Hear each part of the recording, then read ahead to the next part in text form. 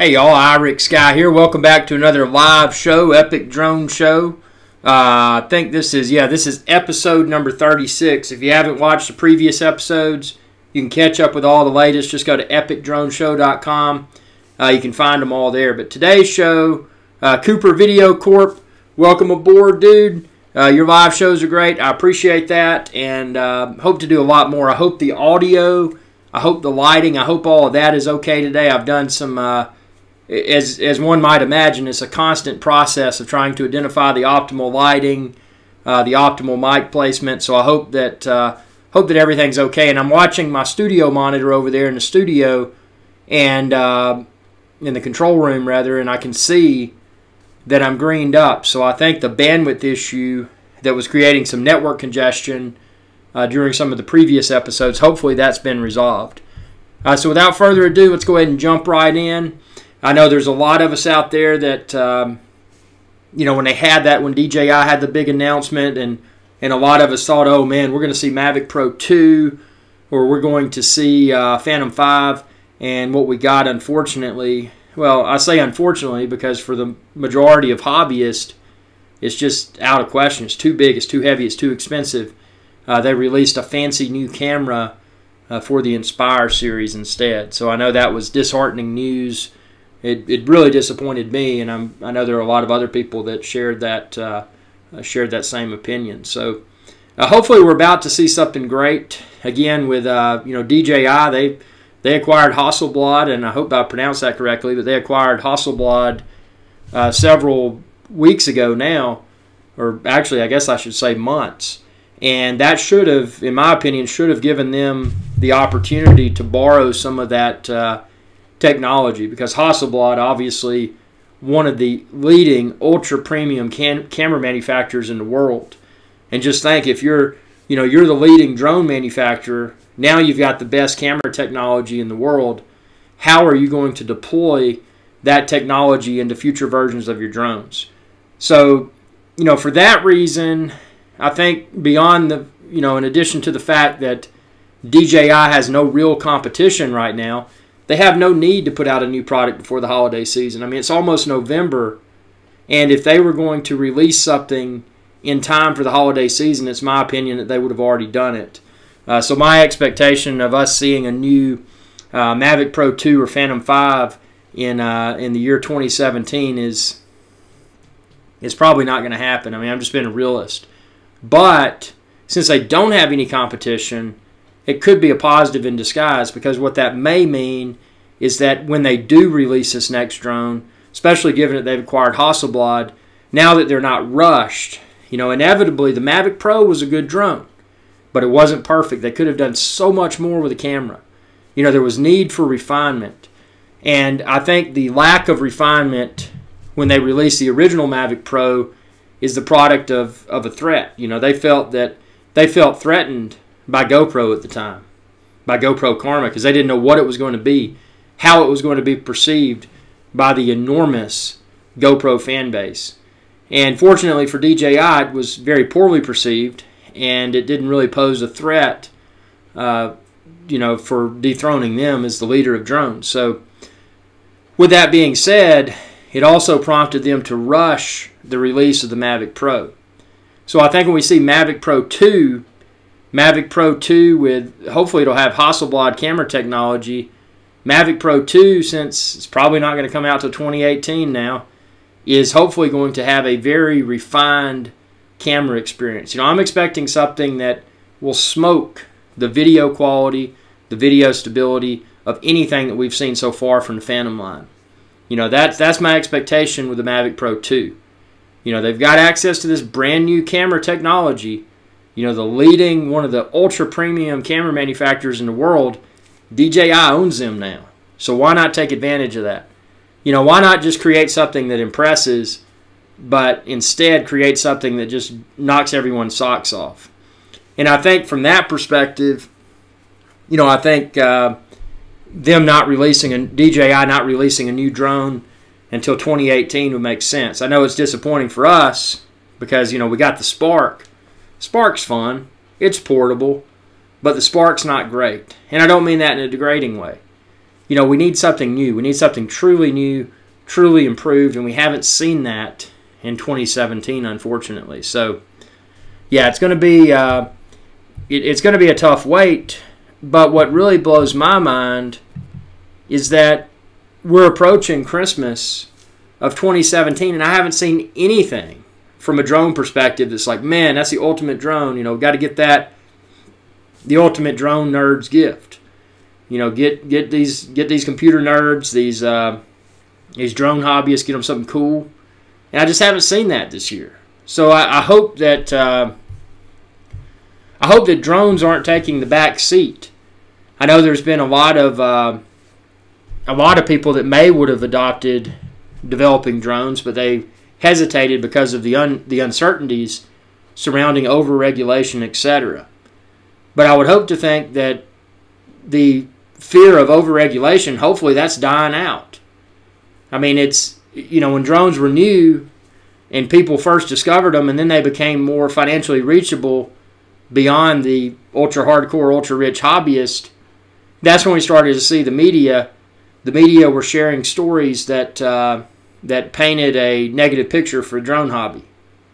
So since the newness has now worn off, I mean, most people, unless people have literally don't tune into social media, don't even look out their door and drive around, unless someone remains totally cooped up, I think it's a safe assumption that the majority of people in the world today have seen a drone. They may not know what it's called, but they've probably seen one. It's nothing that surprising anymore. And I think we've gotten past the initial newness. We've gotten past the initial newness that really fed the media with negativity. When they were able to pick up on those negative elements pertaining to drones, the media were all over it. And I think that's what, I don't like to blame anyone or anything for something, but the media are overwhelmingly negative. And I'm not talking about one news agency, I'm talking as a whole. Because negativity, unfortunately, sells better than positivity. So, they were able to gobble up the negative applications of drones, and they were able to put it into the spotlight. And as a product of that being in the spotlight, when you've got these government agencies that have to make things safe for everyone, ultimately what happened, they had to formally respond. And I think the formal response that we saw at an international level to the new hobby called flying drones was that now we're going to regulate it. And how far does that regulation go? That's something that that only the governments around the world can determine, because they own us. Governments own us. Whether we like it or not, we're owned by governments throughout the world. So, but hopefully with the newness wearing off, hopefully we'll start to see more manufacturers that were previously afraid to enter the drone space getting into the drone space. I mean, it still blows my mind that companies like Apple, companies like Google, companies like Microsoft, those companies have not entered the drone game. It's crazy. We saw GoPro, they had unfortunately a failed attempt, but I mean, come on, we need some big companies, some big money, some big engineering folks, engineering teams rather, to just go out and tackle this. Because yeah, DJI Phantom is great, and it's without a doubt the best drone on the market today. But why is it the only one? Why is there no competition? I mean, this is just, for example, let's say that I wanted to compete with the, trying to think of something from the past. I wanted to compete with, remember when you had the Palm Pilots came out, as one of the first smartphone type devices or whatever. Let's say that I wanted to compete with, what was that, Palm Pilot was the company, I think. Yeah, let's say I wanted to compete with Palm Pilot. So I was going to release a new smart device. Well, if I was going to release that new smart device, one would hope that I would have released that smart device many years ago when the Palm Pilot was still relevant. Because if I released a Palm Pilot competitor today, it would be worthless, because there's so much better things out there. You got the iPhone, you got the Android phones, So, timing is key. Timing is crucial. So why do we not see competition now? I mean, now is when the drone industry is booming. It's the latest and greatest thing. But like anything else, after it's been around for a while, it starts to lose its luster. So if I want to create an awesome new product, I need to get on deck right now and do it. I mean, if I had the financial resources, the technological team, I would do it. I would get people together and I would create a drone manufacturing company. I wouldn't have the technical abilities to design all of the hardware and software. That's outside of my wheelhouse. But what I would do is manage the teams of talent that made it happen. So, why would someone like myself, IrixGuy, the host of Epic Drone Show, why do I have this passion about drones to go out and create something new, create something grand, create something that will be even better than what DJI's created, which is awesome. I mean, I love the Phantom. All power to you, DJI. 2 thumbs up. Good stuff. But why is there not at least I haven't seen the motivation from any individual or from any company to want to go out and create something. I just don't get it. And I don't know. It's tough. So, yeah, I mean, we got to see. I got sunburn on my head. It's funny, I didn't get it on my face, but I got it on my head. I mean, I don't know. What do y'all think about all of this? Do you think something new and exciting is coming? Do you think I would hope to not think this, but do you think we've hit the end of the rope when it comes to the drone hobby? Do you think everybody's lost interest? Or am I just going to the extreme here? I mean, it makes people think. I mean, what's brewing? What's coming? I mean, there's got to be something new. Why would a company not want to come up and say, hey, DJI doesn't seem to be releasing anything for 2017 Christmas, but we will. Why doesn't someone step up and do it?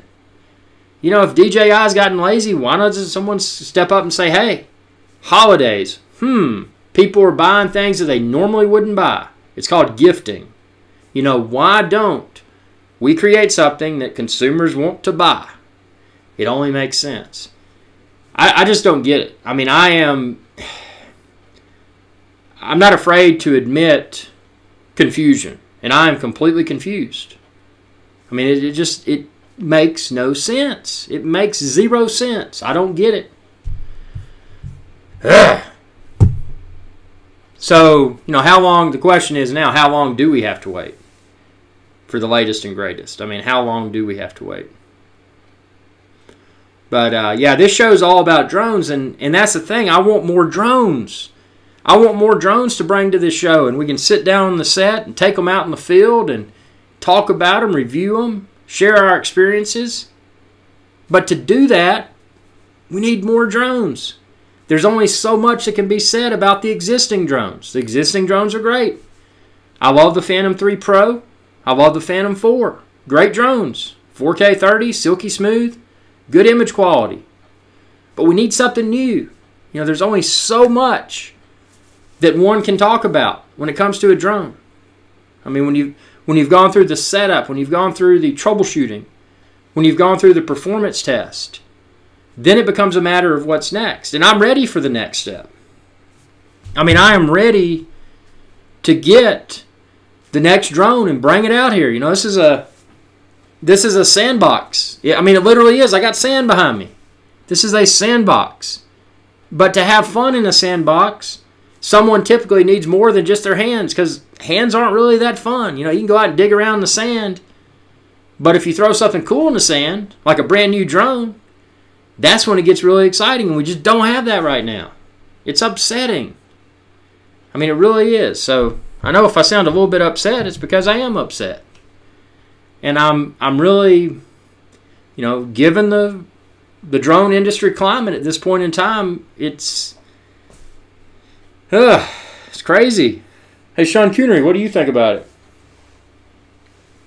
Sean Coonery's down there on the beach. He said personally he wants a drone that is cat friendly, so he can fly with his paws. Isn't that right? Yep. But yeah. So what's coming? I mean, hey, the good thing is the studio's great. I've got the green light throughout the broadcast. Haven't had any. Hopefully, haven't had any audio or video blips. So that's a positive. But it doesn't matter how good the studio is if we don't have something new to talk about. So is there anything beyond new products, new drone products, or, I mean, do you know something? Do you know something that's coming? Is there something that you hope releases? Is there something new that you found with the existing drone technology that you don't feel everyone knows about and you want to share? I mean, this show is y'all's show. I mean, we sit here and we talk, and you know, it's an open educational and hopefully entertaining series at the same time. So, well, we got a lot of people tuning in. Got a lot of quiet folks out there. You know, that's no problem. I know a lot of people. You know, you may be obviously never text while driving, but a lot of you may be listening to this audio only, and that's commendable. Appreciate that. But if you are in a safe environment and you are able to safely text, you know, feel free to type a comment. This is a live show.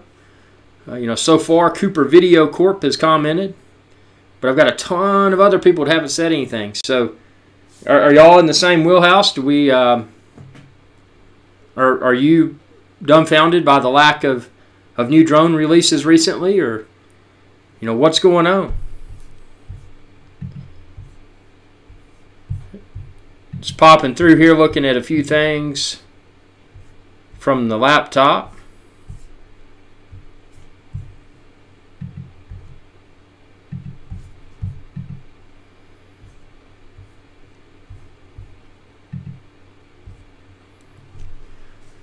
Yeah, tons of people tuning in. I mean, I can't be more upset. Do you think there's the most remote possibility that we'll get a Mavic Pro 2 or a Phantom 5 in November? Does that seem ridiculous to think that that DJI would release something that close to Christmas? And I don't know. Again, my vote, I think I predicted October, sometime in October, and I missed the mark on that, and I acknowledge it. Nothing was released.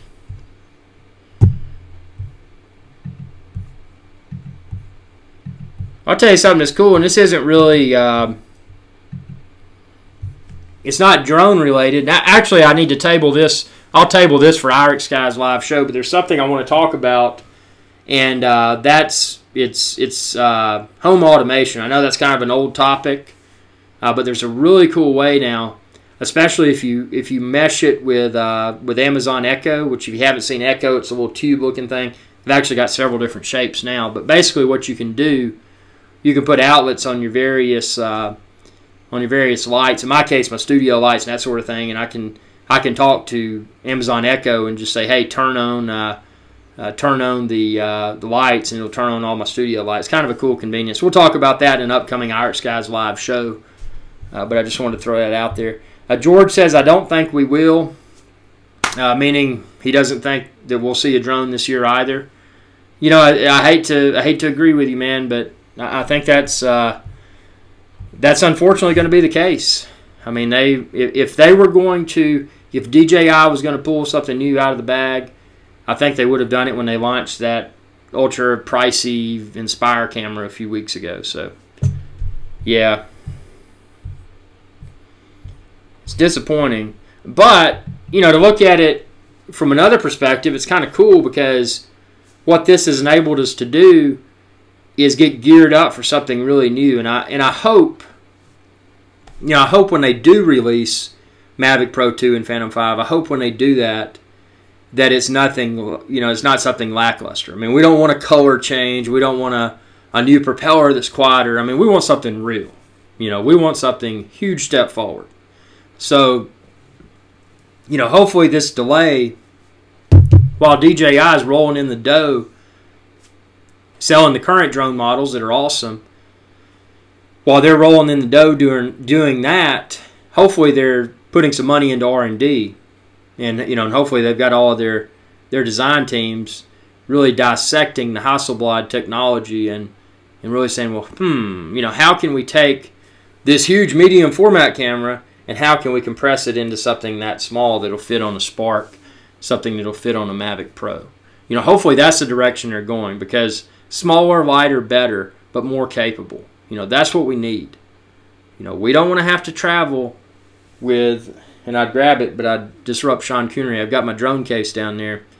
We don't want to have to travel with this huge waterproof and ruggedized case, although it serves a purpose. It enables one to get their DJI Phantom from point A to point B and swim with it if they need to, whatever. But it's not optimal. Carrying around such a huge waterproof and ruggedized case is not optimal. It's more optimal than carrying around an Inspire. I mean, that's like, ooh, I got my film crew. Ooh, got my Inspire. That thing takes a crew to lug around. It's so big, it's so heavy. Not to mention it's so expensive. But, yeah, we need smaller, we need lighter, we need more capable. And surely DJI will deliver, because if they disappoint when they release the Mavic Pro 2, if they disappoint when they release the Phantom 5, it could really turn their fan base's perception in a downward direction, and we don't want to see that. So hopefully DJI is being smart and not just being greedy at this point in time. That's what I hope. But again, there's no way to know. There's unfortunately no way to know that. So it is what it is. And I mean, we've MV Electric 22. What do you think about the new DJI Mavic Platinum? Is it better than the Mavic Pro? What's funny? That's a great question, because, and back to the release, so there were 2 drones that were released as new drones. They had the Phantom 4 Pro Obsidian and the Mavic Pro Platinum. Now, from a marketing perspective, DJI did a great job, because like you, and I'm not picking on you here, but like you're questioning, is it better? And that's exactly the reaction that DJI wanted to create. So, having a solid background with drones, I've been with Phantom since Phantom 1, owned most all of DJI's products. They've always innovated. But the release of the Mavic Pro Platinum and the release of the Phantom 4 Pro Obsidian, those were the first 2 non-upgrades that were touted as upgrades that I've seen. And by saying that, what I mean is that the amount of tech that's new in the Mavic Pro Platinum is negligible. It's supposed to be a little bit quieter. But a lot of people have found you can just get the new props and put on the original Mavic Pro, and you can get pretty much the same results. It's got a different paint job. It's a minimal amount of, I wouldn't even call it an improvement. So if I was buying a drone today, I would just go with the Mavic Pro and potentially save some money, because it likely may not cost as much. Check out my website, IrixGuy.com, and you can find all the drone models there. Do your research, share with others. I got links to all of them. If you don't see one you're looking for, let me know, and I'll be happy to send you the link. But yeah, it's to answer your question, it's just marketing buzz. Negligible amount of improvements. I wouldn't even call them improvements. And that's me being a drone hobbyist. I don't see any incentive, even if I didn't own a drone today, I don't see any incentive to get that over the original Mavic Pro. Adam says, thank goodness GoPro came out with the 6. At least I'll have one cool toy to play with for the holidays. Yeah. And GoPro is about to come out with a Fusion as well. And that's going to be interesting, because Apple has not yet released the updated Final Cut Pro that will allow 360-degree spherical video editing. So, it's almost one of those things. I'm fearful that if the new GoPro, not talking about the 6 is awesome, but the new GoPro Fusion, if it releases before all the editing software, then that could be problematic. So it's gonna be interesting to see how that timing comes, how the timing of GoPro Fusion release and the timing of Apple updated Final Cut Pro 10 with 360-degree spherical VR editing, you know, when those both release. Because if the new Final Cut Pro is not out, I personally will hold off on adopting the GoPro Fusion, because that's where I do all my editing. You know, I don't want to buy a new device and be confined to using some, you know, third-party software. I want to use Final Cut Pro 10. I love Final Cut Pro 10. So, but yeah, the Hero 6 is awesome. You know, expect, and I posted a tutorial on my blog. But if you're filming in 4K 60, just be aware, at least with the current firmware, 4K 60 does not allow stabilization, but 4K 30 does. And I will say the stabilized 4K 30 video in the Hero 6, it makes me wonder why well, there are some advantages to still using the Karma grip, but for most use cases, why would someone want to carry out the exercise and weight, take the Karma grip with them, when they can just take the GoPro Hero 6 4K 30 stabilized, put it on the little, you know, whatever mount, and still get good results. Sure, with a gimbal, if you turn, you know, really far sideways, it still should stay horizontal with horizon. But, you know, most use cases where one's walking, they're holding a monopod or whatever with the GoPro on top of it, it should be somewhat easy to maintain that horizontal alignment so that the video, after it's downloaded to a computer and after it's posted to YouTube, etc., is still highly watchable. But yeah, the Hero 6, without a doubt, the most impressive GoPro that I've used to date, and I've been using GoPro since Hero 2. So you know, it's a good little camera. It really is. And what you'll find on it too, I think the audio quality out of the camera, I think for out of the camera audio without an external mic, I think it's probably going to blow your mind.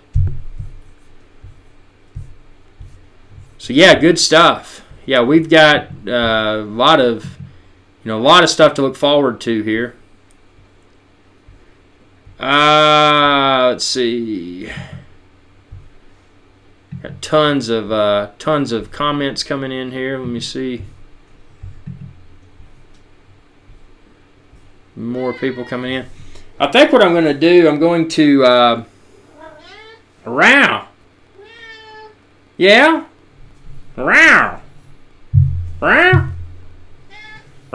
That's Sean Cooner. Hey, Sean Cooner, do you want to come on the set? Come here. You got fans. He said, nope, he wants to roll in the sand. He said he's got his paws in the sand, a.k.a. the gigantic litter box. Hey, Sean Cooner, do you know that is considered littering? He said he's aware of that. He said that's why he has a crew of personal assistants to pick up his poop. That's right. So even Sean Coonery is environmentally conscious. Hey, Sean Coonery, come here. You want to be on the camera? There he is. The enormous Maine Coon cat. Whoa. Ow. Oh. MV Electric Final Cut is my favorite for editing my videos. Yeah, no doubt, man. I mean, it's just a really cool. I never liked the Final Cut back in the day before they hit the 10 version, the X version. But I think that's because it was just more, well, it was in its infancy. You know, and video editing tools, video as a whole at that point in time had not gotten as popular as it did. I mean, social media, when YouTube came out, and then social media became big, and bandwidth at, you know, home and office locations became sufficient for sharing video, that's when it became really hot. And that's when, you know, Final Cut evolved from Final Cut Pro to Final Cut Pro 10. It was basically, I just love how it's pretty much all drag and drop. Sure, I can go in if I'm doing color correction, you know, I'm doing green screen work, that sort of stuff. It's easy to go in and, you know, after the drag and drop, go in and further refine the settings. You know, maybe I've got, maybe I need to adjust the saturation, that sort of thing. It's easy to go in and do that, but it's still somewhat mostly drag and drop. So yeah, Final Cut Pro 10 it's going to be interesting to see how they pull in the 360-degree spherical VR editing capabilities and how user-friendly or not user-friendly that experience will be. And I think it's probably going to be, probably like most everything else, it'll probably start out and it'll be kind of, what's the word for it? Not counterintuitive, but probably not as optimized as it will grow into. I think the initial VR editing in Final Cut Pro 10 will seem kind of clunky, but clunky from an Apple perspective is still a good experience. At least that's been the case historically. So I think we'll see it. I think we'll see it evolve and become something quite nice. Now, my fear is so far with 360-degree spherical video editing, or 360-degree spherical video recording for that matter, we haven't seen a huge adoption of the technology. And I question, is that lack of eagerness to adopt 360-degree spherical, is that because there's not enough editing tools out there? Is that because the cameras that currently capture 360 spherical, the image quality is not quite there yet? Or is it people just don't feel that the spherical viewing of a video is necessary?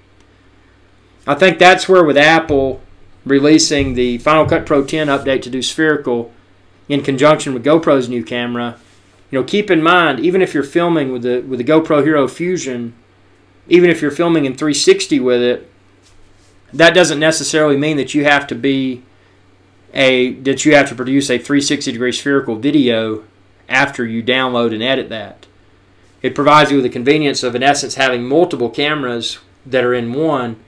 So if you just want to produce a standard video and show one direction, or maybe mix it up, maybe you're doing you're in a boat or something, and you're filming part out the front, part out the side, part out the rear, part straight up. You got a helicopter flying over you.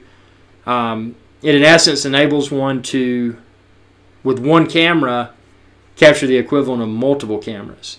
So from that perspective, it should be really cool. Now, at least with the Fusion, if you're a 4K video editor, even though it does 5.2K, to be able to cut out those individual video angles, it to my knowledge, at least what I read on paper, it won't be able to do it in 4K for that. So, if you're going to film strictly 4K in one direction, GoPro Hero 6 Black is currently the best option for that. But it's going to be interesting. That's one of the technologies for 2017 that I'm super excited about is, again, the Final Cut Pro 10, spherical video editing, and the GoPro Hero Fusion. But see if that's well perceived, because I think if it is well perceived, that it would only make sense that we're going to see a 360 camera on the drone. And I think that's going to be, I think that's going to be a huge, what's the word for it? The next big toy. Let's just say that. It'll be the next big thing to tinker with. So, yeah, it's going to be fun. But I'm going to go ahead and conclude this show. Stay tuned for another live show soon. This is Epic Drone Show Live. You can find this episode and all previously recorded episodes on epicdroneshow.com. Check out epicdroneshow.com to find all the drones, all the drone accessories. If you can't find what you're looking for on epicdroneshow.com, shoot me a message. The best way to get me is typically my Facebook fan page, facebook.com/IrixGuy. But yeah, check out epicdroneshow.com for everything you need related to drones. I've got tutorials there. Again, you can find all links to order all the drones, links to order the drone accessories, and I really appreciate it. Thank you all for tuning in. The comments y'all had, I know this is a spur of the moment live show, but I'll have a lot more live shows soon. So stay tuned and be sure to subscribe. youtube.com/IrixGuy. Thanks for watching, and I got to find my thingamajiggy here. Thanks for watching, and y'all have a good day. Hey y'all, IrixGuy here. If you enjoyed this video, please be sure to subscribe, like, and share. It's viewers like you that enable my channel to continue to grow. Thank you.